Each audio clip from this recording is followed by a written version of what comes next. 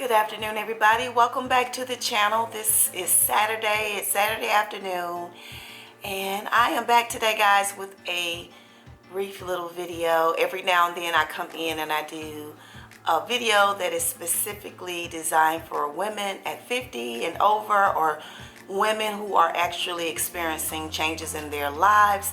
So today's video is about hormones at 50, or hormones after 50, because you will be experiencing a lot of changes as you approach that time of life where your body begins to change. And today's video was inspired because over the past week, guys, I have been getting hit with the hormones, guys. Look at my face, just breaking out. And guys, I just been going through it, and I was just like, oh my goodness. So I do have a lot of videos, or a few videos, I'm not gonna say a lot, a few videos that's designed toward helping women to be comforted and to feel like they're not in it alone when they begin that change of life of hitting menopause. And so every now and then I have to come in with a video. So if you're interested in this video, please keep watching.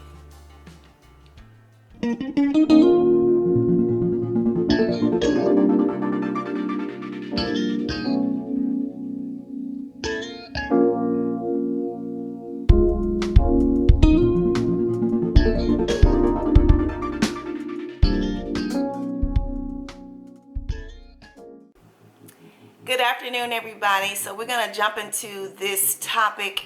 We do know that one of the biggest age-related changes with hormones have to do with menopause. And it's estimated that on average, women who are around 50 years old begin to experience this due to decreasing changes in your estrogen. And so it can be a difficult time for some of us. Now, I've talked to women, a few women, who felt like it was pretty mild, but I think on average, at some point throughout that time, a lot of women will actually go through a bout of some really hard times, just different things, because it affects everything from mood to weight, to the way that you feel, your energy levels. And it can affect almost everything that has to do with the body. So at some point, you may experience some of that, and some worse than others. So it is important to kind of understand and know what you're dealing with when those times arise. So there are 12 ways that you can try to balance your hormones naturally, and I'm going to read off some of them for you. And for me, being that I am over 50 now, some of my worst experiences, I guess times where I was really suffering, was around 51 to 53. And guys, I get a lot of actually emails and comments on two of my videos that I made some years ago about relief from hot flashes and night sweats. And I mean, women have all types of questions because I went through both of those experiences. Now, my best friend claims that she's never experienced hot flashes, but she's experienced night sweats, which those two are pretty much the same thing. It's just the fact that you're dealing with it at night and you're sweating and your body is overheating at night while you're asleep, versus you being awake, going through the days, experiencing these ups and downs with heat related, issues. So either one of them is worse, could be bad, because with the night sweats, it can be so bad that you would have to get up and change your night clothes. I know people who have actually had to change their mattresses due to the fact that the sweat, just went through all of their covers down into the mattress. And of course, things can happen like molding and souring, and it can just be horrible. So it can be very, very hard, and you can actually suffer from dehydration just from the loss of water in your body. So I'm going to give you a few things that naturally you can try, and I always tell people it's trial and error, because everything that works for me may not work for you, and vice versa. So it's always good to have a lot of options to be able to see what works. But there are some things that I feel are non-negotiable. Now, some people do decide to go the route of taking medication to try to balance their hormones. For me, I didn't want to do that. I'm not one that believes in taking drugs and things like that, because I always have said, and I still believe this today, when you take a drug, it's going to always bring on something else. It may deal with what you're dealing with, but it's going to give you a whole nother set of problems. So for that reason, I made the decision to try to do things naturally. Now that may come with you maybe wanting to connect with a holistic primary care physician so that you can learn things if you don't know how to research for yourself to find these things out. But anyway, a few things that I want to share with you is that it's very important that you eat enough protein in every meal. That is very important. And your body will lose a lot of nutrients due to hormonal imbalances. So it's important that you put those things back in ways. It's important for your bones, because a lot of women, bones start to deteriorate due to things like osteoporosis. When menopause hit, that's why you see a lot of older women whose backs are humped, and not making any fun of that is very difficult. But you do see the changing of your body because your bones starts to withdraw. And I even seen it with people in their fingers, where their knuckles begin to enlarge or their fingers start to draw up and they can't extend their hands. It's like this, different ways, their fingers start to withdraw. So it's important that you make sure you're getting calcium to those bones. So those are important. Engaging in regular exercise, and I've actually mentioned that in a few videos about exercising, whether you do it in high impact or low impact. Stretches is important because your body loses its flexibility. So you want to make sure you maintain that loose and flexibleness in your body by some way of exercising, so that you can still be able to have the quality and range of motion in your body. It's also important to try to avoid high sugary drinks. I actually stopped drinking sodas or any carbonated type drinks it's been about 12 years now. And that was just for health purposes. It didn't have anything to do with menopause, but I'm really glad that I did, because it has greatly helped me, because sugar can trigger those things that will start that imbalance in the hormones. So it's important that you pay attention to that. Now, I still do drink tea, sweet tea, but that's basically just once a week, and that's usually on Sunday. If I'm going out to dinner, that's usually my drink of choice.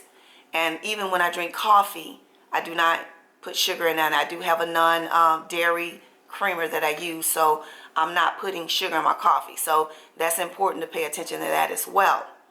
Also, reducing the stress in your life. Stress is a major trigger of our hormonal imbalances.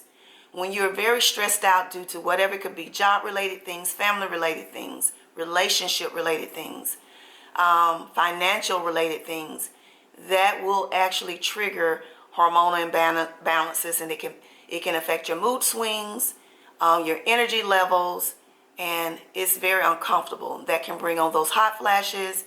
And during the summer months, guys, it can be very, very uncomfortable being out trying to have a good time with people and your friends and family, and you get hit with this wave of heat when it's already hot, and it can affect your clothing. You can become you can perspire, and it's embarrassing to have these big wet spots all over your body, under your arms, on your face.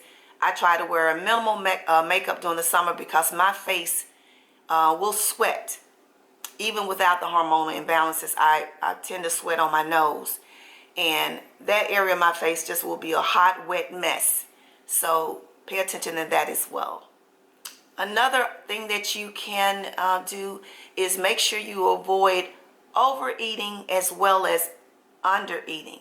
Both of those are really big triggers for hormonal imbalance. And if you're eating too much food, eating too much of the wrong foods, that can actually trigger the imbalances in your hormones that will set off this ricochet of things. And this is very important, and I had to learn this because I don't have a problem with overeating. I have a problem with undereating. I can sometimes get up and have something like some yogurt or a smoothie, some type of smoothie drink, and operate on that all day and look up and it's half the day and I haven't eaten. So I have to remember that I have to make sure that I'm eating, not only just not to avoid the triggers of hormonal imbalances, but also for the health and the nutrition of my body. I didn't know this at the time when I started experiencing menopause. Green tea is really good for you in ways that I never imagined, and I keep it in my cabinet now. And some nights before I go to bed, I'll make me a nice cup of hot green tea.